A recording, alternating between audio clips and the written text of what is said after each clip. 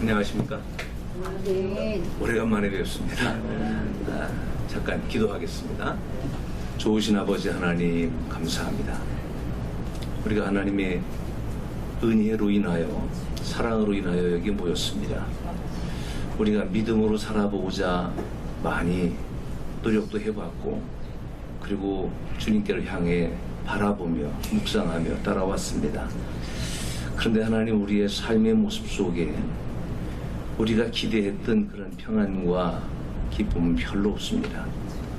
그러나 우리의 삶 속에 하나님이 늘 함께 하신다는 걸 믿었고 하나님이 한 번도 우리를 위면하지 않으셨고 역사 속에 언제나 주인이셨기에 이제도 우리는 믿음으로 주님 앞에 엎드립니다. 하나님의 도우심을 구합니다. 우리를 위해서 기도합니다. 이 땅을 위해서 기도합니다. 이 나라를 위해서 기도합니다. 아버지의 도우심을 구합니다. 주여 함께 해주시고 우리의 마음에 찾아와 새롭게 해주시고 힘을 더해주시고 위로로 함께 해주옵소서. 예수님 이름으로 간절히 기도합니다. 아멘. 아멘. 한 30분 정도 하면 되나요? 설교하라고 그러면 좀 약간 부담스러운 마음이 좀 없지 않아 있습니다. 물론 여기 이제 같은 생각을 많이 가지신 분들이 오시기 때문에 저도 좀 그런 경향이 있어서 그래서 마음은 편한데 그런데 이제 말씀을 우리가 나누고 나서 우리의 삶 속에 어떤 변화를 기대하는 것들이 어떻게 일어나는가 하는 것들을 볼 때마다 마음은 참 아픕니다. 저도 이제 은퇴를 앞두고 있는 사람이라 어디 가서 무슨 얘기를 해도 이제 신중해야 되겠고 또 어떤 열매가 좀 있기 바라는데 제가 지난 선거를 보면서 이제 뉴스 보고 싶지 않다. 왜냐하면 선거 때 너무 기가 막힌 모습들을 많이 봤어요. 여러분들 기억하시겠습니다만 어떤 분들 그분들이 국회의원으로 자격이 있다고 얘기해도 될까? 근데 그분들이 다 됐어요. 지금 우리 이인자 권사님 열심히 노력하셨는데 연수구에서 지금 국민의힘에서 별로 이제 힘을 못 내지 않습니까? 정말 일해보고 싶어 하고 정말 국민을 위해서 일해보려고 하는 분들 좀 그리고 바르게 살아보려고 하는 분들이 힘을 못 내고 있고 이게 의원님들이나 의원 후보님들의 능력 문제가 아니라 우리나라 국민들의 문제입니다. 국민들의 문제예요. 그래서 이게 왜 그럴까 좀 고민스럽습니다. 여러분 저는 역사학자는 아닙니다만 역사의 패턴이라는 게 참 무서운 것 같아요. 조선왕조 시기까지만 해도 한 역사가 패턴이 바뀌는데 한 500년 정도의 시간이 걸렸던 것 같습니다. 또 로마 시대도 그랬고 근데 최근에 와서는 역사의 패턴이 빨라도 너무 빠르고 너무 무서워요. 우리 대한민국이 지금 먹고 살만해진 게 얼마 안 됐습니다. 얼마 안 됐는데 이 위기가 찾아오고 있는 게 아니라 너무 지금 급한 변화 속에 설교를 어떻게 해야 될까? 죄송해요. 목사님도 계시고 그런데 제가 말 함부로 하면 큰일 날 것 같은데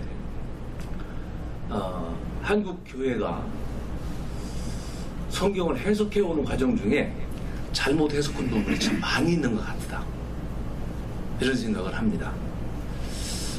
하나님의 뜻은 말입니다. 생육하고 번성하라였어요. 근데 70년대를 살아오면서 1970년대 살아오면서 둘만 낳아도 3천이는 초만호. 뭐 별 얘기가 다 나오면서 교회도 거기에 편승했습니다. 아니야 많이 낳고 세상은 넓고 할 일은 많은데 기업가는 그런 얘기를 했는데 교회는 그 얘기 못했어요. 그래서 세상을 향해서 쭉쭉 뻗어나갈 수 있게, 그리고 위험이 있어도 도전에 과감히 맞서게 해왔어야 되는데 교회가 그 일에 신경 쓰지 못했습니다. 70년대 80년대 교회가 교회 성장, 이 교회 성장 이론이 시장 경제 이론을 뒷바탕으로 하는 빅터 하거나 박사나 이런 분들의 그 교회 성장 이론이 자본주의 물결을 잘못 받아가지고 이상한 변질을 해오지 않았나 하는 생각을 합니다. 그 교회가 하나님의 말씀에 대해서 확실하게 우리 죽어도 이 말씀 지키자, 이 얘기를 목사도 그렇게 살기 힘들었고 교인들에게 그 얘기를 요구하기도 힘들었고, 그러니까 해석을 좀 쉬운 쪽으로 해오지 않았나 하는 생각을 조심스럽게 해봅니다. 그러면서 지금 우리가 살고 있는 이 시대를 이렇게 보면서 정말 무서워도 너무 무섭다 싶은 생각이 들어요. 믿을 수 있는 사람이 없어요. 제 자식하고도 밥 먹으면서 정치 얘기를 못합니다. 미래 얘기하기가 힘들어요. 아직 장가를 안 갔어요. 제가 늦게 결혼하고 늦게 아이를 낳아서 아직 금년에 장가를 가겠다고 그러는데 같이 식탁에 앉아서 무슨 얘기하기가 참 무섭습니다. 그래서 그냥 조용히 듣기만 합니다. 자, 이게 부모하고 자식 사이가 이게 왜 이 지경이 됐을까? 전교조 탓을 합니다. 여기 혹시 선생님들 계신지 혹시 모르겠습니다만, 전교조 교육을 받고 성장한 40대, 50대들이 남침이냐 북침이냐 물어보니까 남침이다 이렇게 얘기해요. 6.25는 남한이 북한을 침입해서 그래서 침공해서 일어난 전쟁이다 이렇게 얘기를 합니다. 북침이다라고 얘기하면 전쟁이 일어납니다. 너하고 사이 전쟁이에요 이거는. 근데 이게 죽기사기입니다. 들려고를 안 해요. 제가 배울 적에는 6.25 당시에 우리나라 휴전선을 지키던 군인들은 애무한 소총알 8발씩 가지고 있었다고 그래요. 8발씩 가지고 있는 군인들이 전쟁할 수 있는 능력이 없습니다. 훈련도 제대로 받지 못했습니다. 그런데 우리는 무기도 없었어요. 그런데 탱크를 몰고 내려왔는데 남침이다, 북침이다, 우리가 밀고 올라갔다 이렇게 얘기를 한단 말이에요. 지금은 사람들의 생각을 바꾸긴 너무 어려운 것 같습니다. 아니 사실 내 생각도 안 바뀌는데 무슨 남의 생각 바꾼다는 건 이건 상상도 못할 일이고요. 근데 이런 어려운 세상을 바라보면서 무슨 생각을 하냐면 호세아를 보고 미가 선지자 이야기를 생각하지 않을 수가 없었습니다. 호세아 선지자에게 하나님이 하시는 말씀은 너 장가 좀 가라. 근데 장가 가는데 내가 얘기하는 여자하고 결혼해라. 근데 그 여자가 누구냐면 창녀예요. 어떻게 보면 창녀만도 못합니다. 그런데 창녀하고 결혼해라. 근데 이 여자가 데리고 왔더니 나가서 다른 데 만나가지고 애를 또 낳고 또 데리고 또 나가서 그 짓하고 그런단 말이에요. 이게 사실 이야기인지 아닌지 저는 얘기할 수 없습니다. 그렇지만 성경의 말씀이 기록되어 있는 것은 그 시대를 상징하는 건 분명해요. 이스라엘 사람들의 모습을 상징합니다. 이스라엘은 북왕국 이스라엘은 아주 멸망시켜야 될 지경이고 남왕국 유다도 이제는 병이 들어서 웬만큼 치료해가지고 회복하기 어려운 지경이 돼 있는 그런 상황입니다. 여러분 우리나라가 지금 회복되겠습니까?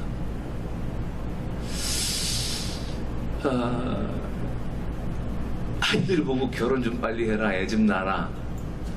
그리고 야 그렇게 생각하면 안 돼. 이렇게 얘기하면 아이들이 얼마나 들을까요? 젊은 사람들이 직장을 가지려고 생각하지 않습니다. 제 주변에도 그런 애들이 많이 있어요. 어려서부터 부모들이 다 책임져 준 이유도 있을 겁니다. 그런데 의지가 없어요.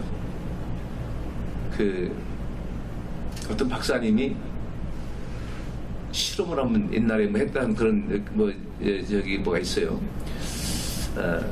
한 600몇 명 아이들에게 4돌 된 아이들, 그래도 한 600명을 모아놓고서 자 니네 그 마시멜로를 놓고서 자 이거 여기 놨는데 먹지 마. 내가 나갔다 들어올 때까지 먹지 마. 들어오면 하나씩 더 줄게. 그랬더니 상당수 많은 아이들이 먹었습니다. 기다리지 못한 거죠. 어떤 아이들은 선생님이 나갔다 들어오면 하나 더 줄게, 그때까지 안 먹어서 하나 더 줄게 그랬더니 안 먹었다는 거예요. 근데 30년 후에 그 아이들을 추적 조사를 해봤더니 안 먹었던 아이들은 세상을 정직하게 바르게 잘 살고 있더랍니다. 성공적으로. 근데 그 먹었던 아이들은 그렇지 못한 아이들이 대다수라는 거죠. 외국은 참 별걸 다 했다. 그런 생각이 드는데 오늘 우리 시대가 교육도 잘못돼 있고 시대도 참 어려운 시대에 살고 있고 그래서 정말 여러 가지 면에서 어렵다 이런 생각이 들어요. 어저께 미국의 그 대통령 후보이신 트럼프 수락연설하는 장면을 뉴스에 나온 걸 봤어요. 관심이 있습니다. 저희가 대통령 되면 앞으로 세계가 어떻게 변할까? 그러다가 문득 무슨 생각이 드냐면 이런 생각이 들어요. 우리가 스탈린 동상이 무너질 때 공산주의가 정말 어떤 기대를 가지고 있었습니다. 그런데 미국의 트럼프 대통령이 국회의사당을 쳐들어가고 그러는 걸 보면서 앞으로 사회는 민주주의가 실종되겠다. 여러분 민주주의가 뭐예요? 전 정치를 잘 모르지만 민주주의는 백성이 주인이 되는 그런 사상이라고 할까요? 근데 민주주의란 사상으로 본다면 그렇게 얘기할 수 있겠지만 시스템 하는 체제로 본다면 백성들이 어떤 그런 서로가 자유롭게 그렇게 살아가도록 통치하는 통치 이념이다라고 얘기도 할 수 있다고 생각을 해요. 그렇다면 우리가 살고 있는 민주주의 사회는 이렇게 돼야 됩니다. 너도 잘 되고 나도 잘 되고 나도 잘 되고 너도 잘 되는 이게 기독교 정신입니다. 근데 이게 사회가 계속 흘러가면서 어떤 현상이 생기냐면 야 있는 사람들 거 좀 뺏어가지고 나눠 먹으면 다 좋게 살 수 있는데 뭐 그렇게 힘들게 그렇게 살아. 있는 사람 거 좀 뺏어가지고 삼성도 좀 찢어가지고 나눠놓고 그냥 몇 사람 나눠서 기업하고 그럼 두루두루 잘 살고 더 좋아지지 않겠어? 라고 생각하는 게 세상을 많이 병들게 만들었다고 생각을 해요. 이게 여러분 있는 사람이 자기가 내놔서 나눠 먹자라고 얘기하는 거고 사람들이 몰려가서 네 거 내놔 그리고 우리 나눠 먹자라고 얘기하는 거고 다른 거 아닙니까? 나눠 먹는 건 나눠 먹는 건데 그건 다른 겁니다. 근데 우리 사회는 언제부터인지 모르게 있는 사람 거 좀 뺏어가지고 나눠 먹으면 좋겠다라고 하는 생각들을 많이 갖게 됐어요. 그게 민주사회라고 생각을 했고요. 이 얘기는 이제 이거 방송으로 나가면 어떤 일이 생길지 모르겠는데 광주에서 있었던 일을 지금 만약에 광주 사태라는 표현을 쓰면은 그게 불법이라고 그래요. 역사를 누가 그렇게 함부로 규정해 놨는지 모르겠습니다만 몇 년 안 된 얘기인데 그걸 이제 딱 규정을 해가지고 그건 광주 사태라고 하면 안 되고 민주화 운동이라고 해야 된다라고 얘기합니다. 근데 민주화 운동이 물론 국가의 불법적인 권력이 총칼을 들고 들어왔지만 국민도 똑같이 총칼을 들었어요. 저는 그래서 그걸 민주화 운동이라고 얘기하고 싶지 않습니다. 민주화 운동을 같이 총칼로 해결해야 되나? 그렇게 안 했으면 해결 안 됐을까? 그런 생각을 해요. 그래서 조금 이건 시간을 두고 봐야 되지 않을까 하는 그런 생각을 하는데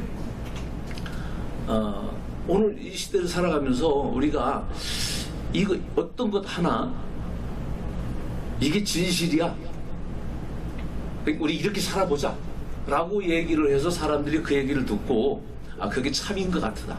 우리 이렇게 살아보자 라고 얘기하고 거기에 일반적으로 그게 맞는 것 같아요. 우리가 지지하자 이렇게 따라가 줄 수 있는 그런 세상이 된다면 목사님들이 설교하기도 좋고 리더들이 무슨 일 하기도 참 좋을 겁니다.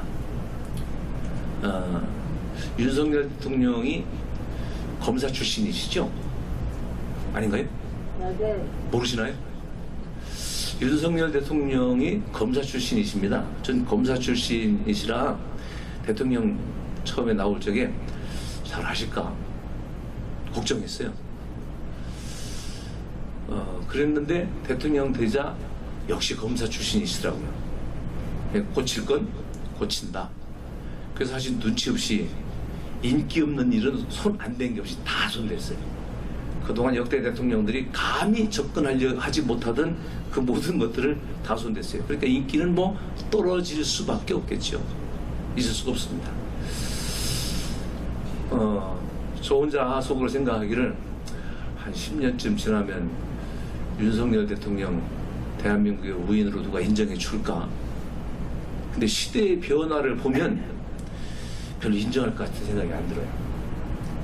지금 시대는 그야말로 이제는 트럼프의 시대고 이재명의 시대가 아닌가 이런 생각이 듭니다. 말 잘하고 우겨대고 고집스럽게 하고 그 뒤에 어떻게 됐든 간에 그냥 지금 번지르하게 뭐 해놓으면 사람들이 인기는 팬덤이라고 얘기하더라고요.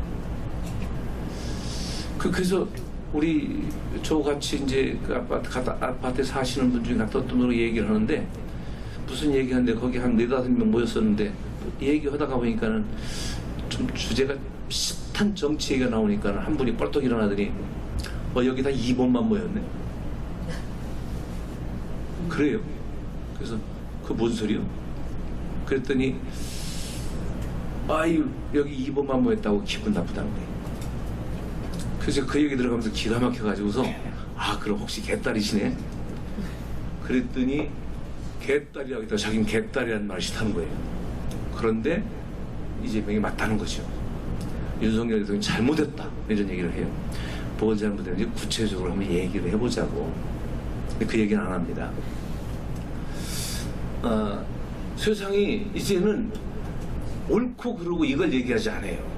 그래서 제가 질문하는 거 이제 그런 얘기를 합니다. 진보와 보수가 뭡니까? 근데 그것 좀 설명 좀 해주시오. 좀 알고 얘기합시다. 진보, 당신 진보라고 했는데 진보가 뭔지 얘기 좀 해주시오. 진보가 뭘 지향해야 되는지 얘기해 주십시오. 난 보수라고 얘기하는 건 우리가 가져왔던 지금까지 가져왔던 걸 잘 좀 지켜보자는 생각이다. 조금씩 고치고 있으면 고쳐가면서 잘 좀 지켜가자는 얘기다. 근데 진보가 추구하는 게 뭐냐? 그 얘기하면 싸우자고만 하지 얘기는 안 합니다. 답답해요. 이 시대를 향해서 내가 뭐라고 얘기할까? 우리 아들이 결혼한다고 그래서 그래 어떻게 살 건데 그냥 뭐 살겠다. 그래서 제가 이제 그러면 아빠가 줄이하냐? 그랬더니 줄이 없습니다. 딱 잘라요 아주. 이거 참 걱정스럽다. 싸울 수도 없고. 그래, 알아서 해라. 아빠는 돈 한 푼 내놓은 게 없으니까 아무 소리 말고 있으라는 거예요. 알았어. 이제 아이들 모아놓고서 제가 얘기를 좀 했습니다. 결혼은 인생의 새 출발이다. 하나님은 인생에 몇 번의 기회를 주시는데 처음엔 부모 슬하해서 60개월까지예요. 60개월까지 사람의 전두엽의 50%, 전두엽이 뭐 하는 건지 대충 아시죠? 여기서 모든 걸 판단합니다. 앞에 대뇌 이쪽에서 판단하는 기능 중에 50% 전두엽이 60개월까지 형성이 돼요. 그리고 나머지 50%는 사춘기 때 나머지 부분이 형성이 된다고 합니다. 그러니까 전두엽 형성되는 50%는 누구 책임이에요? 순전히 부모 책임입니다. 그 나머지 50%는 누구 책임이에요? 자기 책임이에요. 지내느냐라고 하는 건 매우 중요합니다. 제가 우리 아이한테 그 얘기를 성장할 때 그 얘기 계속했어요. 어릴 때 제가 우리 아이 화나지 않게 키웠고요. 그리고 사춘기 때 네가 판단해라. 네 인생 네가 결정하니까 네가 판단해라. 그래서 우리 아이가 사춘기를 잘 지냈습니다. 잘 지냈어요. 그런데도 지금 쉽지 않습니다.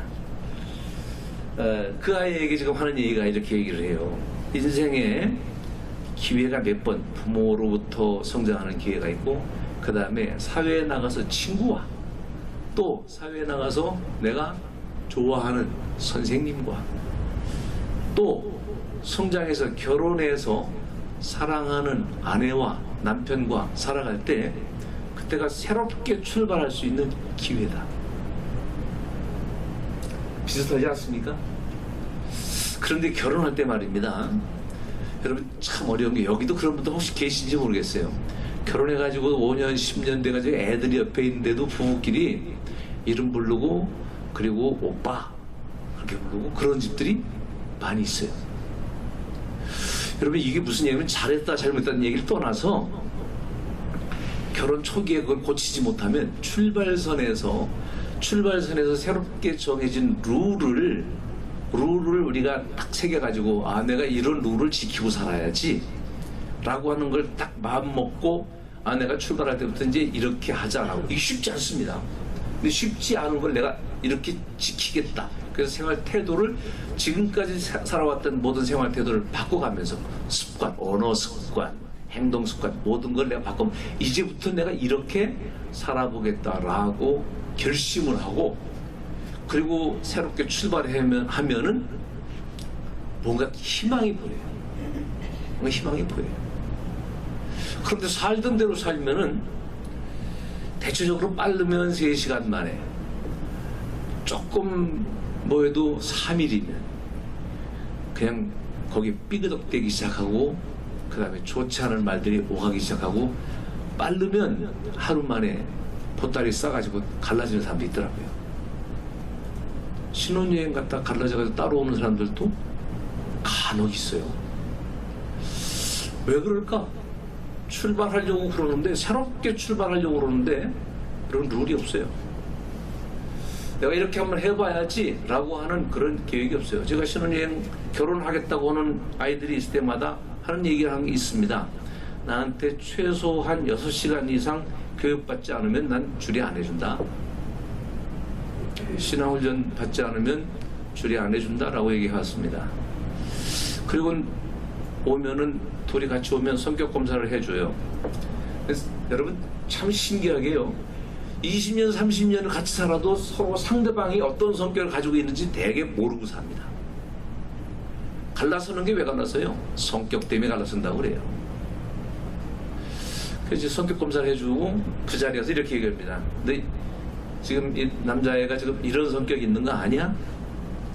모르는데요. 여자애가 이런 성격이 있는 거 아니야? 물어보면 모르는데요. 그래요. 근데 내 살다 보면 이런 문제 생긴다, 살기 어렵다, 그럴 때는 참아가면서 살겠습니다.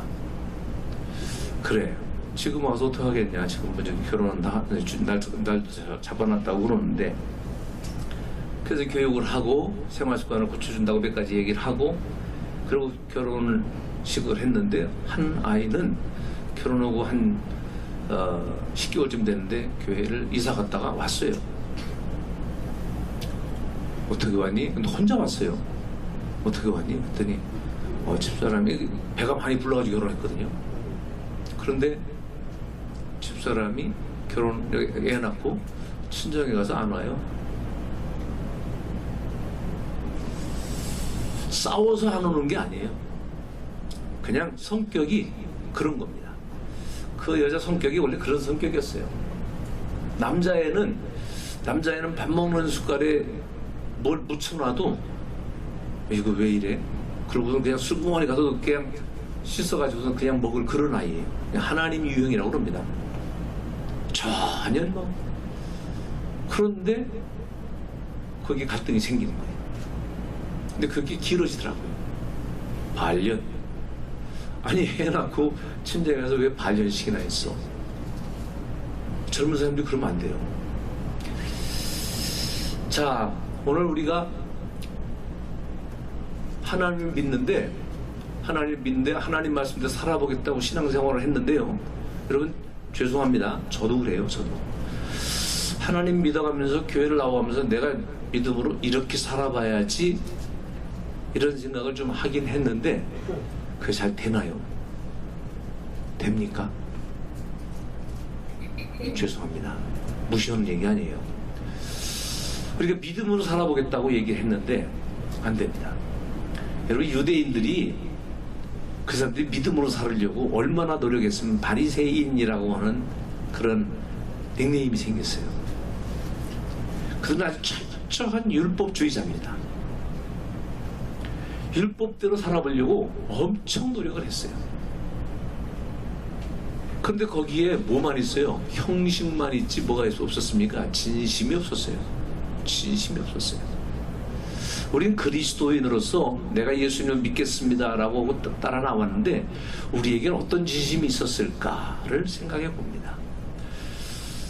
우리가 읽은 호세아서는 호세아 선지자에게 하나님이 너 결혼해. 그러면서 창녀에게 결혼해. 그 하나님이 그 호세아를 통해서 뭘 보여? 나는 너희를 이렇게 사랑해. 이걸 보여주고 싶었어요.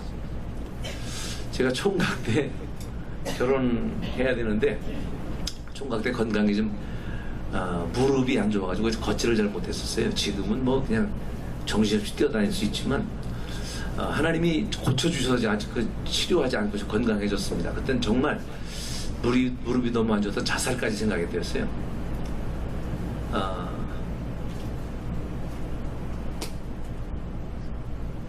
결혼할 때 무슨 생각이 드냐면 은혜 받고 나니까 너무 좋더라고요. 하나님 호세아처럼 그게 어떤 사람이라도 하나님이 만나게 해주시면 결혼하겠습니다. 얼마나 교만한 얘기지 몰라 이게. 절대 그러면 안 됩니다. 제가 사는 게 힘들어서 그런 얘기하는 게 아니에요. 근데 그게 잘못된 고백이었더라고요. 하나님, 우리는 끝까지 뭐냐면 하나님, 난 나는 약합니다. 난 감당할 수 없습니다. 하나님 저 도와주시고 힘 주시고 기회 주세요. 우리 이인자 권사님도 오늘 기도하셨지만 하나님이 기회 주시지 않으면 안 됩니다. 하나님이 기회 주셔야 돼요. 우리 여기 전 장관, 황우여 전 장관님에게도 하나님이 기회를 주시기를 간구합니다. 정말 소원합니다. 이 나라에 하나님이 기회를 주시기를 소원합니다. 아멘. 눈물로 기도하셨어요.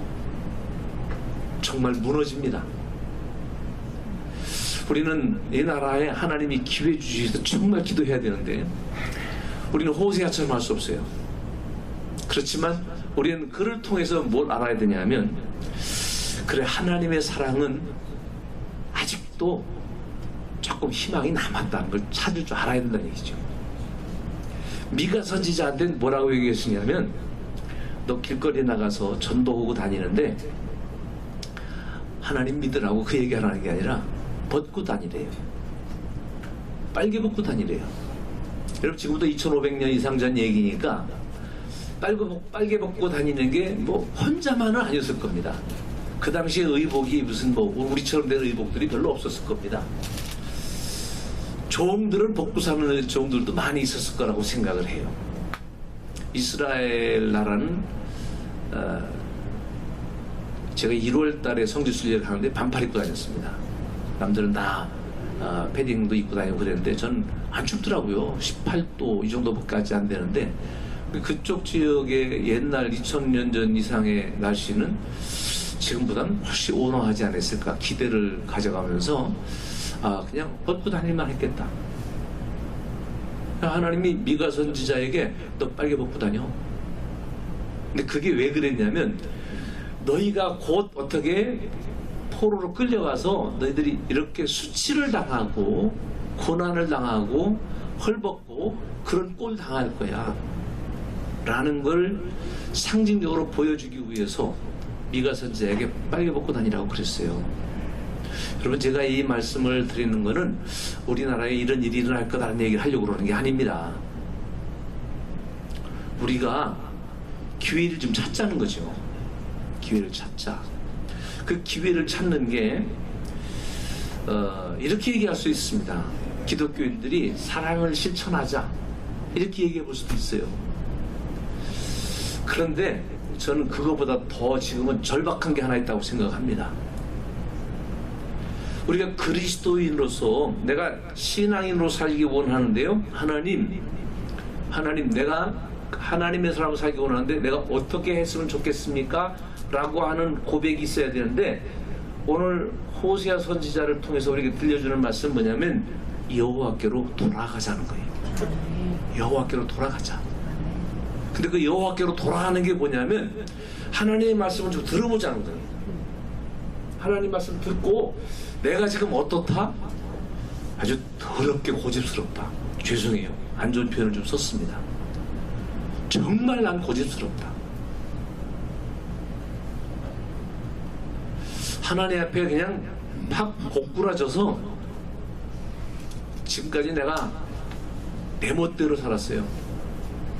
우리 지방에서 금년 10월 달에 목사님들 성지순례를 간다고 그래요. 이스라엘 전쟁 중이라고 거기는 못 가고 이집트를 간다고 합니다.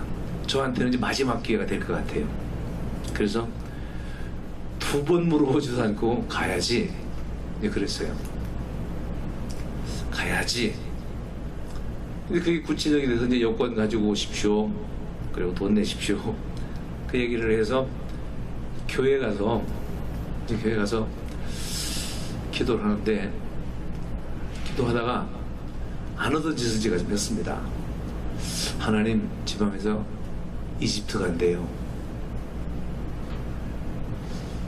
저도 그러는데 갑자기 제 마음속에, 이거 들린 소리는 아니었어요. 제 마음속에 너 지금까지 네 마음대로 다 하지 않았니? 그 생각이 나는 거예요. 갑자기 소름 쫙 끼치더라고요.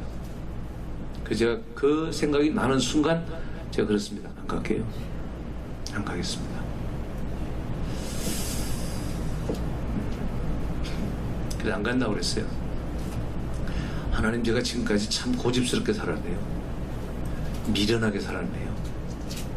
더럽게 살았네요. 잘못했습니다.